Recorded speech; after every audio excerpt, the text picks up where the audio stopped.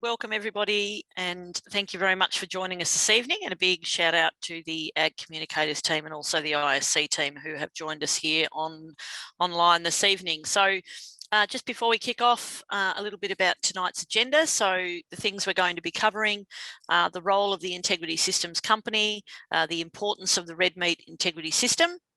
We'll also go through the integrity system programs, being livestock production assurance and the National Livestock Identification System. We'll give you a little bit of a market update to set the scene for the upcoming selling season, and then we'll look at a couple of things in detail that might make sure that you're ready for the selling season coming up. So if you are either purchasing or selling stock, those being LPA accreditation, animal identification, using the LPA NVD or ENVD, and also ensuring that your animals are fit to load for transport. So just to kick off, where and what is Integrity Systems Company and how does it fit into the red meat industry here in Australia? Well, ISC is a subsidiary of Meat and Livestock Australia, and MLA is what's referred to as a service provider to industry. So both MLA and ISC provide industry services. Now, the organisations in the top row of this diagram that you can see on your screen there now, they're responsible for policy and strategy, and they advocate on behalf of producers to decision makers and guide policy and direction for the industry. Now, all these organisations have separate roles, but all these organisations work together to support the industry. About Meat and Livestock Australia, so MLA is responsible for research, development, adoption and marketing activities on behalf of the red meat industry, so sheep, cattle and goats. We do that by collaborating with the Australian government and the wider red meat industry, including those organisations on the slide before. The way that MLA operates is that we invest in initiatives that contribute to producer profitability, sustainability and global competitiveness. And we do that through investing what's referred to as transaction levies. So every time sheep, cattle and goats are sold, producers will pay a levy. That levy is then matched with Australian government funds up to a cap, and those funds are then invested by MLA in research, development and adoption and also marketing activities. So Integrity Systems Company, on the other hand, manages and delivers Australia's red meat integrity system. Now, this system underpins consumer confidence in on-farm production of Australian red meat, and it ensures that Australian red meat is safe to eat and fully traceable, that it provides on-farm assurance, animal identification and lifetime traceability, and the system also underpins the livestock selling system, and that's what gives confidence to buyers, retailers and consumers. Now, just to put all of that into context as to why that's so important, the Australian red meat industry is now a $28 billion industry. It employs 400,000 people across 80,000 businesses and delivers product to 100 global markets all around the world. Now, there's been a series of recent studies undertaken by Integrity Systems Company, and all these have highlighted that our key domestic and export markets continue to value quality and safety when purchasing and selecting red meat. And when producers become part of the integrity system, or when producers start to produce livestock, I guess, and they therefore become part of that integrity system, they commit to producing a product of high quality, and they're agreeing to manage their livestock and farms in accordance with the LPA requirements. And the linkage of on-farm assurance through LPA and identification and traceability through the National Livestock Identification System is what brings quality and safety together for red meat. Now, the system supports our domestic and international markets, and because of this, our red meat products are trusted and highly sought after by customers and also consumers. Now, there are multiple producers and many properties that make up the Australian red meat industry, but it's the integrity system made up of NLIS and LPA that's really about delivering one measure of quality through one system. And we all have a role to play to ensure that we stand by what we sell. So just as a quick refresher, there are two programs which work together to underpin our industry's food safety and traceability on farm. The first of those is Livestock Production Assurance, or LPA, and that's all about on-farm assurance, covering on-farm management of food safety, animal welfare and biosecurity risks. It's the tick of assurance for your product from producer to consumer, and it demonstrates the professionalism of the industry and, as I said, underpins market access for Australian red meat. The other program is the National Livestock Identification System, or NLIS, and it's all about identification and traceability. It tracks the location of every animal throughout its life. Now, NLIS is mandatory for producers. It's endorsed by major producer, feedlot, agent, sale yard and processor bodies, and it's underpinned by state and territory legislation. And it's what gives Australia the ability to track livestock during disease or food safety incidents. Now, there are three other elements to the red meat integrity system, which are all really important. The central element of those programs is probably the Property Identification Code, or PIC. Now, a PIC is required for registration with both LPA and NLIS. PICs are managed independently by state and territory departments of agriculture, and their incorporation into LPA and NLIS is the only way that traceability and food safety can truly be managed at a national level. The other two elements that make up the program, the integrity system, are LPA National Vendor Decks, and they link on-farm assurance and traceability as livestock move through or along the value chain.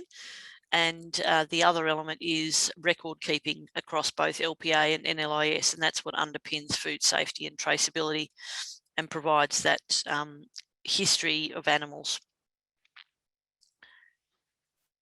So just in terms of, I guess, to set the scene before our upcoming selling season for this year, it's interesting to just take a look at some of the figures around the industry at the moment. So this slide here, it demonstrates that it really is a great time to be part of the Australian red meat industry, and the current market and the weathering indicators, as I'll touch on in a minute, are both very, very positive. So this slide here is the red meat export value across the different species, so beef and veal, lamb, mutton, goat, and in combination. And you can see that there over the last couple of years, certainly seeing an increase, particularly from 2018 through to 2020, which of course is interesting because that was overlaid by some of the worst environmental conditions in the last drought as well.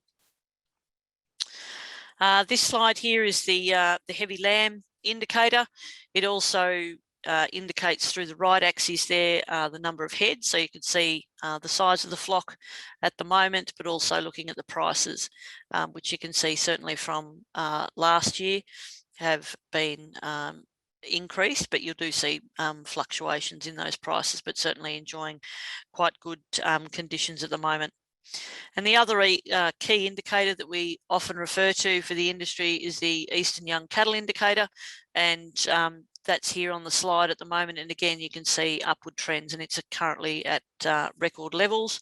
And you can see that depending on the type of buyer, so restockers, feeders, and processors, just on the graph there. And that's been increasing certainly over the last couple of years. From January 2020 has been a significant increase, and then increasing further since then.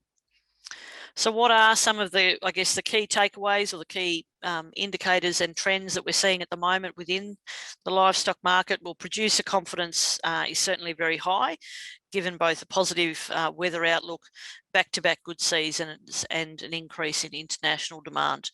And I don't know about where some of our listeners are on the call from tonight, but certainly here in Yass in southern New South Wales at the moment, it's great if you're a duck, but setting up for certainly for a good spring at the moment with conditions the way they are. Despite lower export volumes, particularly for beef, higher prices are holding up value across the industry, and that's the total export value at the moment. Prices are expected to remain at historically high levels. Lamb production is certainly solid, with more to come, with very strong US and China demand at the moment. Mutton prices are nearing record highs. Domestic cattle market, as you would have seen in the media, is certainly at the highest point ever. And Australia continues to outpace other key exporters on price, despite those global prices lifting across the board. And just a note there that global beef trading, the dynamic is evolving at the moment, and needs to be monitored closely across the board. And there's lots more information, and we'll provide a link to that in the post-webinar email, which you can, there's heaps of information around markets available on the MLA website in particular. So we've just given a very quick refresher and a bit of an overview about the various elements that make up the red meat integrity system. Now we're going to get into some more detail around what you need to do specifically, and certainly to keep it really practical for you to be sale ready for this year's selling season.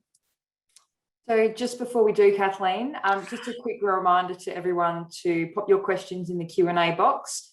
We've already got a really good one in there about record keeping programs. So you don't have to wait until the end. You can put your questions in there right now as they come to mind. We've got the ISC Brains Trust on the call to be able to answer them as we go through. So back to you, Kathleen. Thanks, Dee, and we certainly do have a bit of a brains trust on the call tonight, so pop your questions in there. But just before we do kick off, in terms of can you stand by what you sell, and providing you with those practical tips, the way that we're structuring tonight's presentation includes looking at what you need to do across some of the core programs of ISC, including LPA and NLIS, so Livestock Production Assurance and the National Livestock Identification System, as well as the National Vendor Deck. Now, there's a range of tips for producers who might be relatively new to the integrity system, as well as those who might have been in the industry for a while now. So hopefully you'll all go away with something really helpful tonight. Now, there's actually around 180,000 accredited PICs in the Livestock Production Assurance Program, and being part of it means that you need to keep your online LPA account details up to date. You need to maintain your LPA accreditation, and this includes doing the online learning and assessment to understand LPA's requirements for livestock and property management, and renewing your accreditation every 3 years. Accreditation gives you more options for marketing your livestock and means that you can access LPA national vendor decks for all livestock movements between PICs. You also need to manage your livestock and property in line with the 7 LPA on-farm requirements. Maintain thorough records as evidence of livestock history and on-farm practices, and also be prepared to undergo an audit if requested. Now, we'll speak about parts A and B on the slide there in more detail tonight to ensure that you're sale ready. So for part A, LPA and your account and accreditation or re-accreditation. So firstly, you can access and update your account through the MyMLA platform. Now, this is the new gateway or process for accessing LPA. If you don't already have a MyMLA account, you will need to create one and link your LPA credentials to that.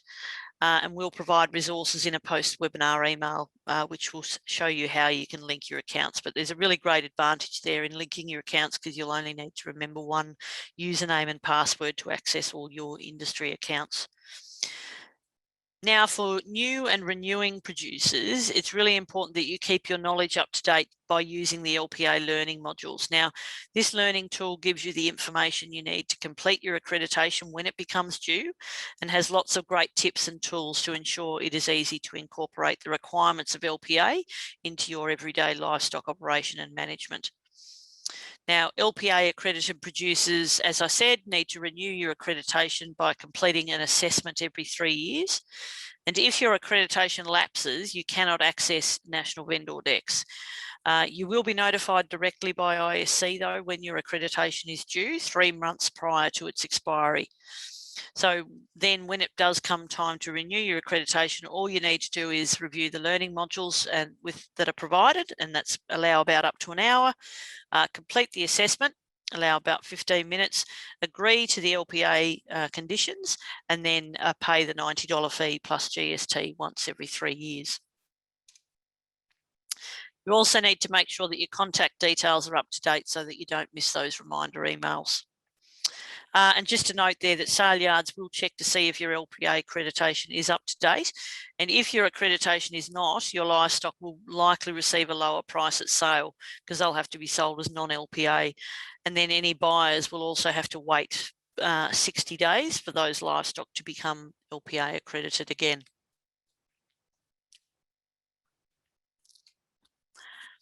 So Now, how to become LPA accredited. So for new LPA accounts, the LPA learning will need to be completed, as I said, but for reaccreditation, the welfare module must be recompleted to generate a new animal welfare certificate. However, ISC recommends that the learning modules should be completed to ensure the person responsible for the husbandry of the livestock is up to date with any changes that might have occurred within the standards and rules since the last assessment or accreditation period. It's also a good refresher so you can easily answer those assessment questions.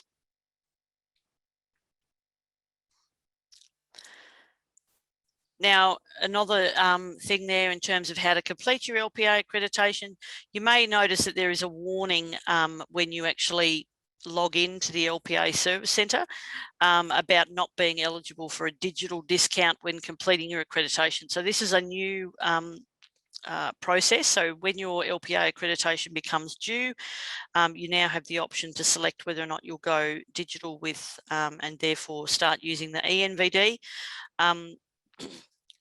And by clicking access the ENVD and following the instructions, the digital discount will then become available to you as part of your accreditation.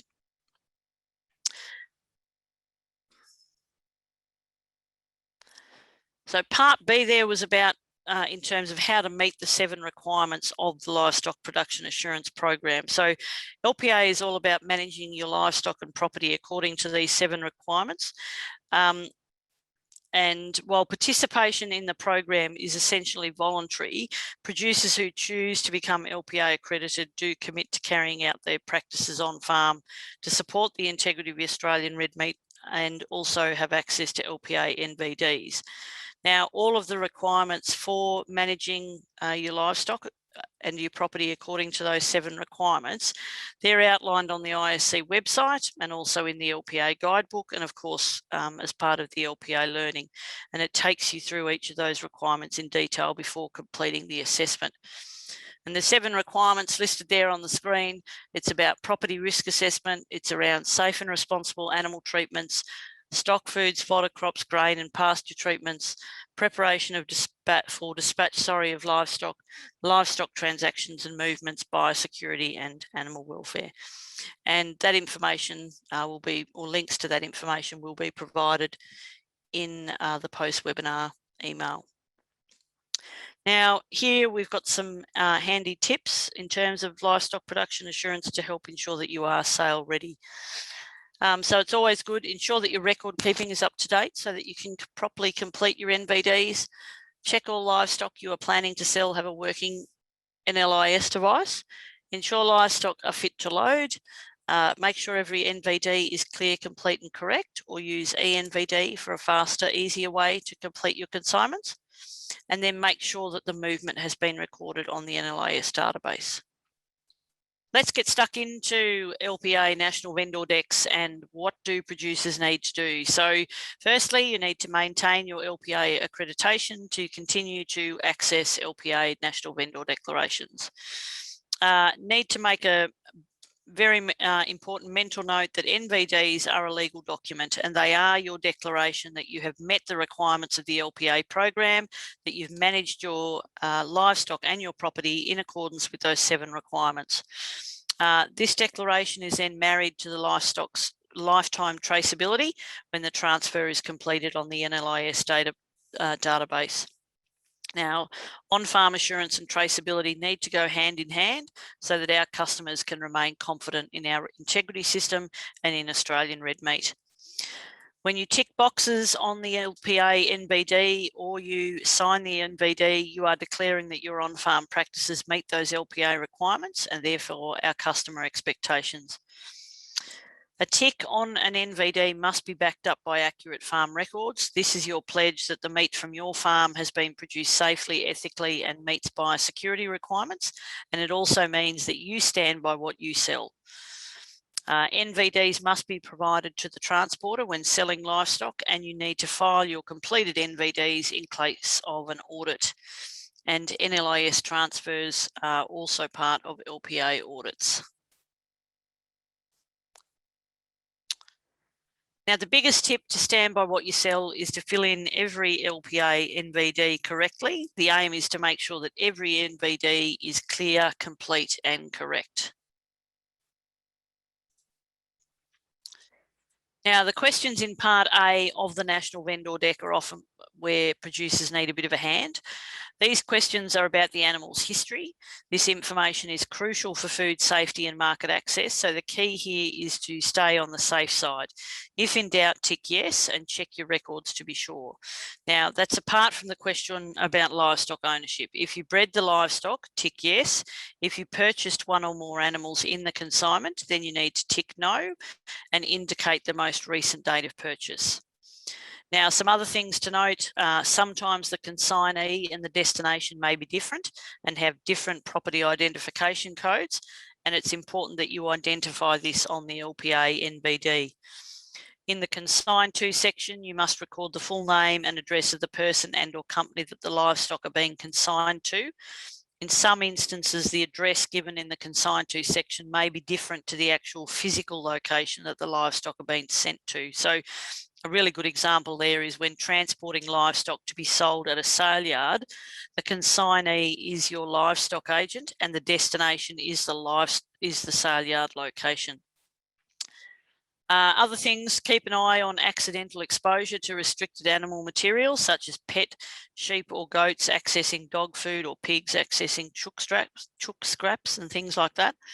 But ISC, we have lots of tips on filling in the NVD so it's clear, complete and correct, and we'll definitely share those with you in the post-webinar email. The final step for Part A in the National Vendor Deck is the declaration. When you tick the box on your LPA NVD and you sign the NVD, you're guaranteeing that your on-farm practices meet LPA requirements and ultimately our customer expectations. Your tick must be backed up by accurate farm records, and just a reminder that those farm records and your NVDs, should you be asked to go through an LPA audit, will be checked as well. So we quite often get asked what are some of the top compliance issues that we see in terms of national vendor decks and when they're actually wrong or when they're not clear, complete and correct. So some examples here on the slide at the moment when we see handwritten NVDs where the handwriting is not legible or you can't read it, where the NVDs are not completed, so questions might be missed, NVDs are not signed, NVDs have both yes and no ticked to the same question instead of either one or the other. Another example is where the NVD form has been photocopied from either a hard copy book or a sample NVD downloaded from the internet. And then another classic, use of whiteout to correct a mistake on the form or crossing out a serial number, things like that. So if mistakes are made, you need to start the form again.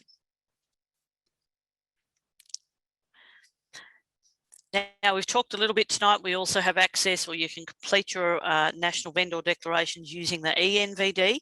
Now, the ENVD is not just a national vendor deck. It's a system for completing all consignment paperwork digitally, including livestock assurance and health declarations.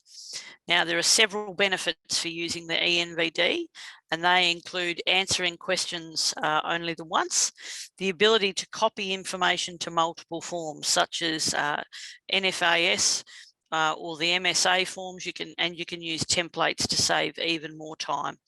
The ENVD is mobile friendly. It's optimized for mobiles and will continue to improve. And it is securely stored and always available. You won't need to wait on the paper books. You're always using the current version and you won't have to worry about finding your handwritten records. The ENVD simplifies LPA audits.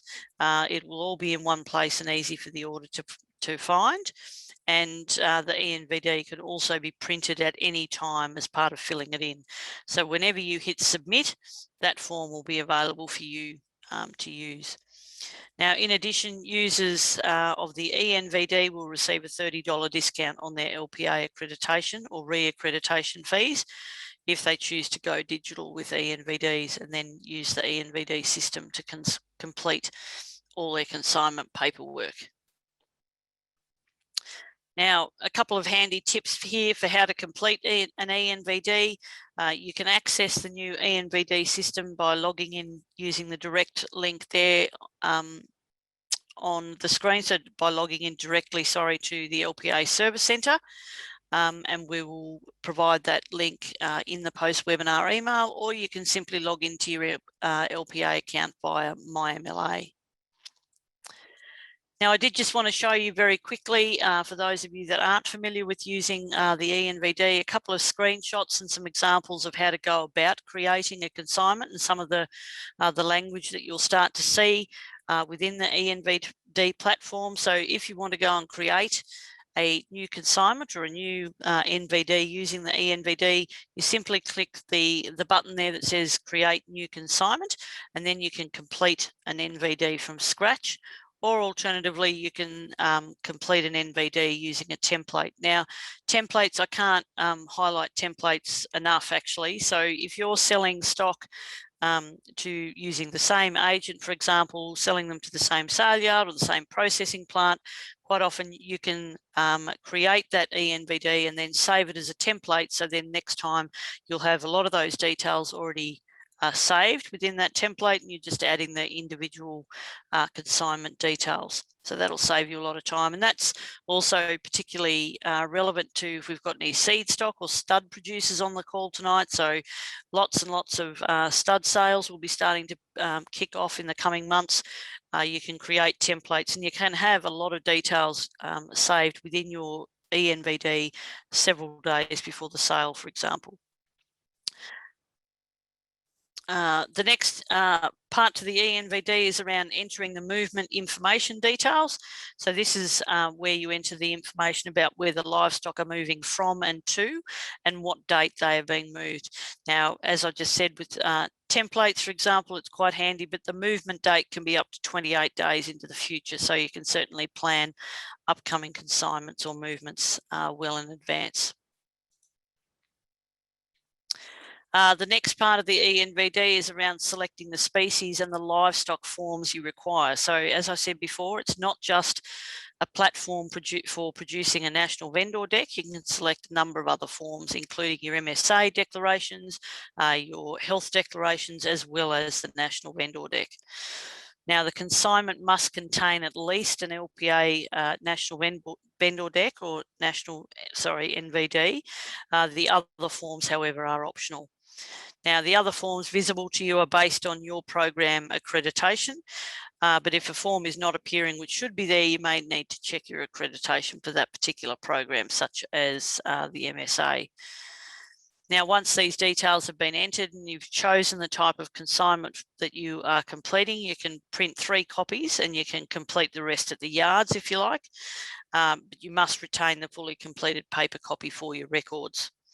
If you choose to complete the whole ENVD online, you simply step through the livestock history, food safety, chemical treatment sections as per the hard copy NVD, and then complete from there.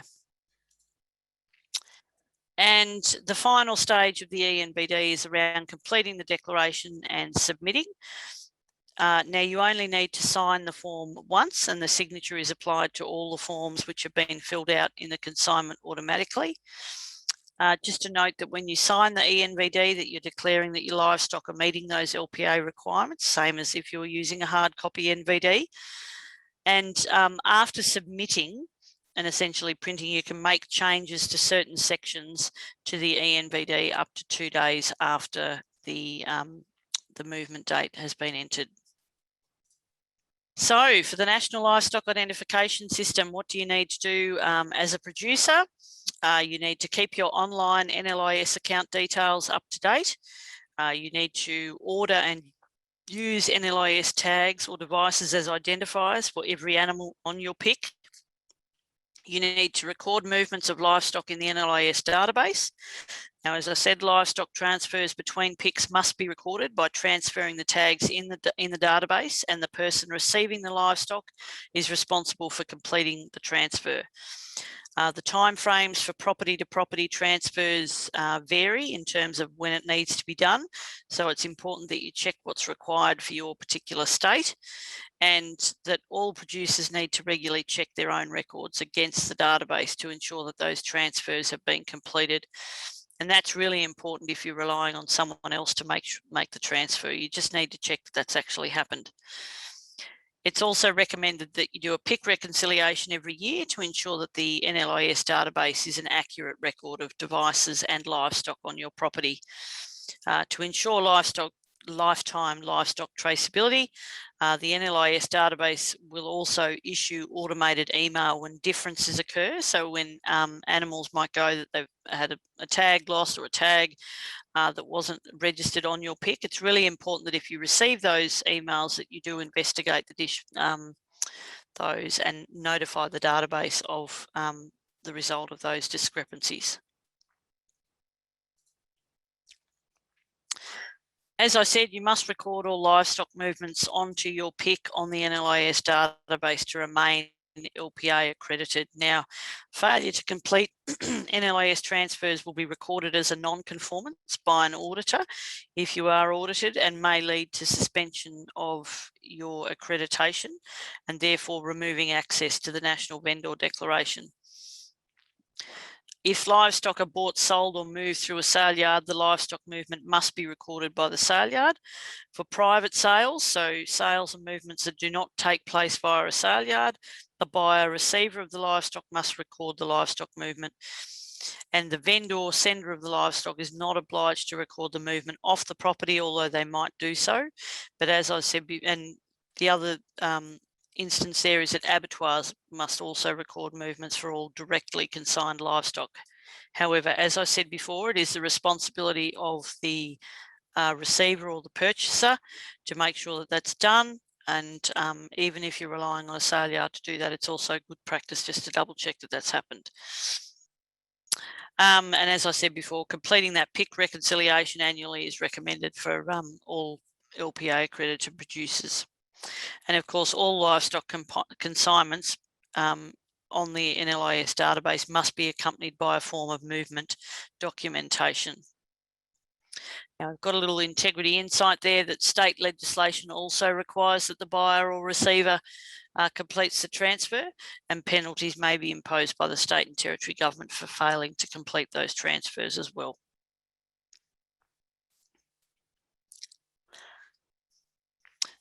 So we've got a bit of an integrity insight there, or some tips for actually if you are sort of checking the database or transfers and PIC reconciliations, or if you need help navigating around the NLIS database, we've got a whole heap of tech tips, and we're also in the process of turning those into a series of how-to guides. So stay tuned for those. But at the moment, you can certainly access a suite of tech tips on the ISC website, and we'll provide a link to that in the post-webinar email. But a little integrity insight there, check the NLIS database whenever transfers have been completed to ensure that the numbers are correct as well. It can save you a lot of time rather than correcting mistakes later on. Another integrity insight is around an early warning status as part of the the NLIS.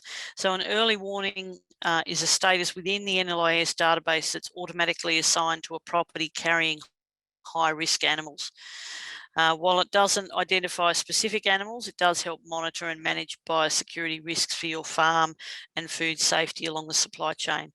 And statuses are listed on the NLIS database. So there's more information around an early warning status for producers and also sale yards and agents available on the ISC website. And we'll provide a link to that in the post-webinar email as well.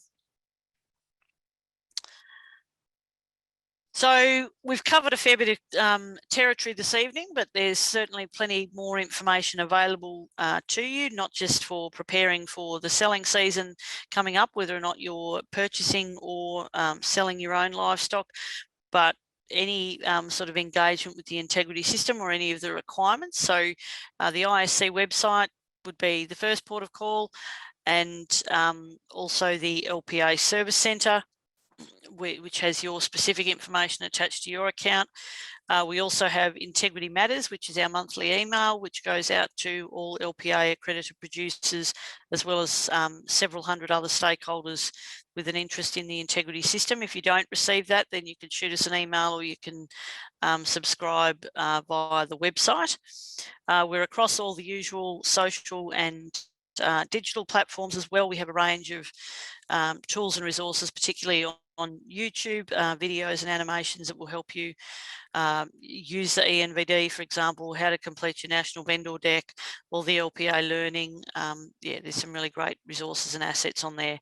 And also just a little plug, we do have a number of webinars coming up as well, different topics to this evening. Next week, we're doing one for those that may not be responsible or as the landowner or the key account holder with the LPA, but they are responsible for or have a role in managing livestock.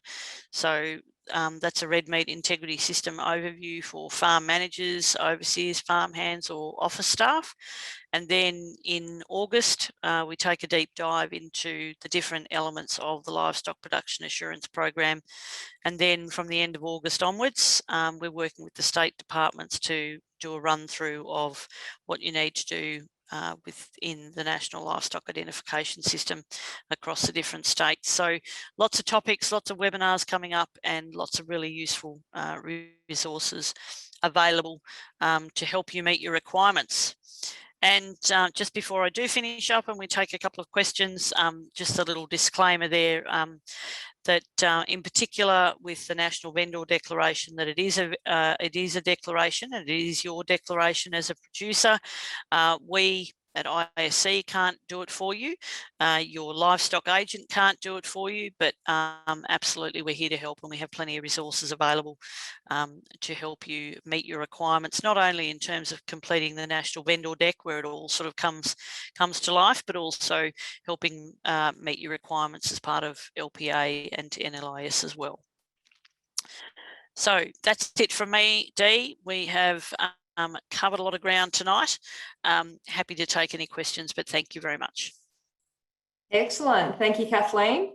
So many great tips in that presentation. So yeah, hopefully you've got a stack of notes, everyone, and you're going to make sure that when your livestock are ready to market, you are ready to go. So a couple of things. We're just going to put a final call out for questions. Thank you to everyone who's put some really great questions in the Q&A that we've all been able to learn from this evening. So just a last call, if you've got anything else, then please make sure that you pop it in there now so we can get the team to answer it.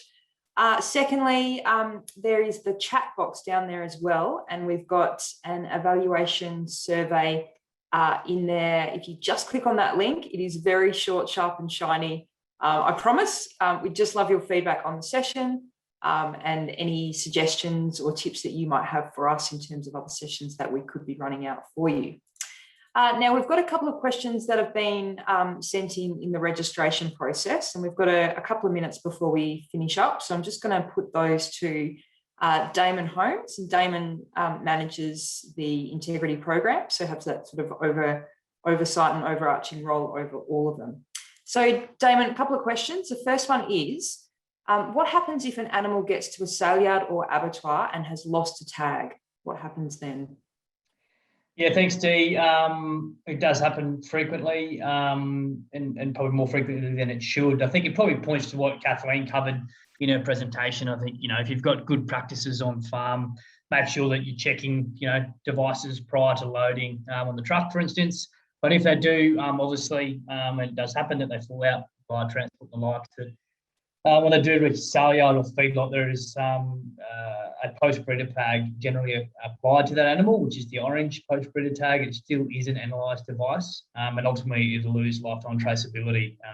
I think, as Kathleen alluded to, there's fees associated with that, and each of those supply chain partners may charge a different fee. So I certainly encourage checking those animals prior to loading and sending off to market.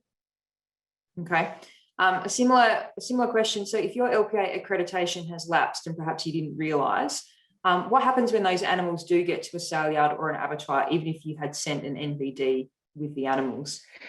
Yeah, it's a process that each of the supply chain partners, so you're sending to a sale yard, feedlot, or processor, they actually check in the NLIS database to see if you're LPA accredited. So the challenge here is if you're using hard copy NVDs and you're under the illusion that you're still accredited, what we do is through the re-accreditation process, reach out to producers to ensure that they know it's lapsing. So the key here is, first of all, just make sure your information's up to date online, and which, as Kathleen talked about tonight, through my MLA, make sure your information's clear and correct. So we can contact you to let you know.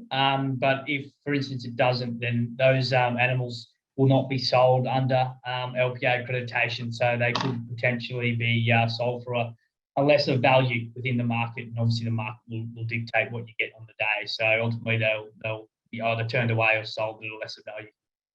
Yeah, okay, excellent. And also, I mean, this does happen. So if you're ready to sell and you haven't ordered a book, one of the LPA NVD books, what does ISC recommend in that situation if you need an NVD in a hurry?